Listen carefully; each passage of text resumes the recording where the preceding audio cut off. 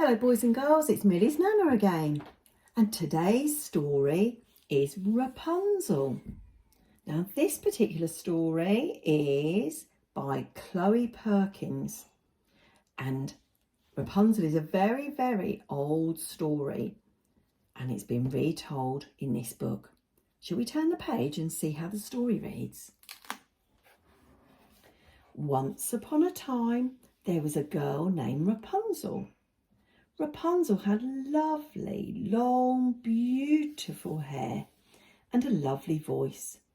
She lived by herself in a tall tower on a hilltop. There she is in the tall tower.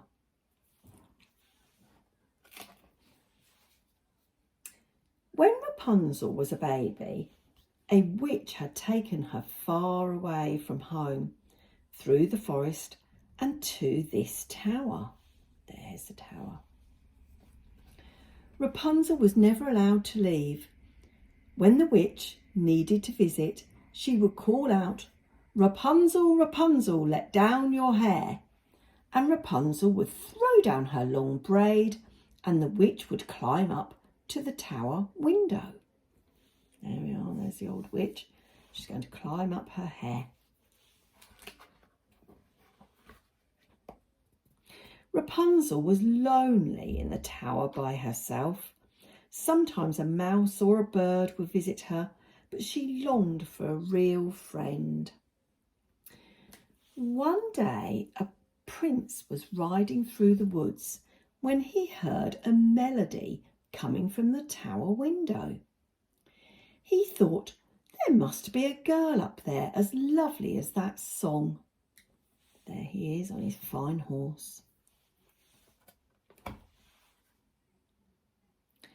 Suddenly the witch appeared. The prince hid in the bushes. He watched her call for Rapunzel and then climb up her hair.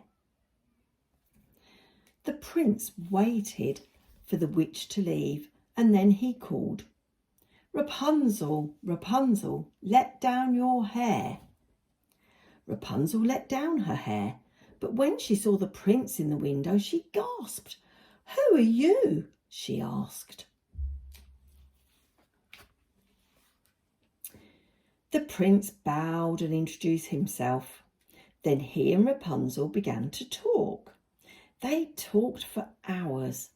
Rapunzel told the prince about the life in the tower, and the prince listened. He was falling in love. There he is, listening to her, listening to her stories. The prince began to visit Rapunzel every day. She loved when he told her stories about the outside world. He talked about his horses and the beautiful streams he liked to walk along and the little village nearby. Rapunzel wished she could see what was beyond her tower. Looks very colourful, doesn't it? There's a lady walking, she's doing some work, she's carrying a pot, probably with some water in. And there's her daughter with her. There's some lovely fine horses trotting by. "Come with me to my kingdom," said the prince one day. "The witch will never let me leave," Rapunzel sighed. The prince took her by the hand and promised to help her escape. Later that day, the witch saw the prince climbing down Rapunzel's hair. "We will leave tomorrow," he called up to his love.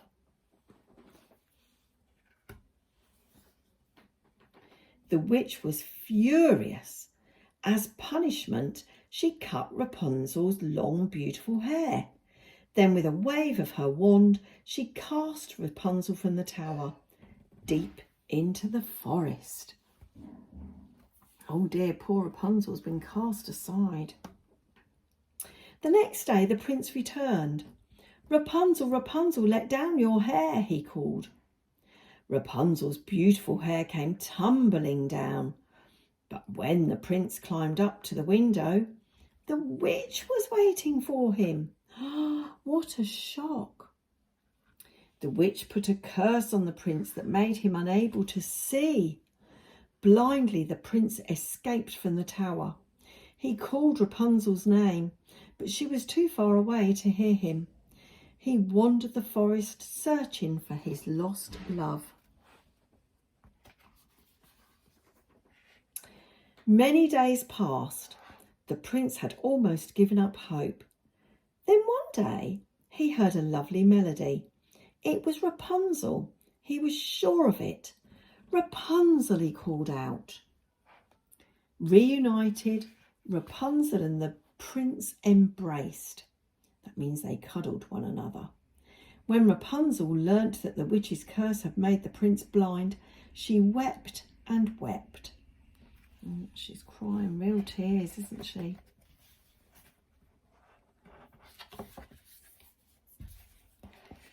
But as Rapunzel's tears fell onto the prince's face, something magical happened. Her tears broke the witch's curse. The prince could see again. Rapunzel and the prince returned to his kingdom. There, far from the witch's tower, they lived happily ever after. There, boys and girls, I hope you enjoyed that story. It's a bit longer than the ones I normally read, but wasn't it nice? So, if it's your bedtime, snuggle up now and go to sleep for whoever's looking after you. Or perhaps you could help them tidy away your toys. Or perhaps you could do some washing up if you're allowed. Anyway, whatever you do, have a lovely time. And Millie's Nana will see you again next time. Be good for now. Bye-bye.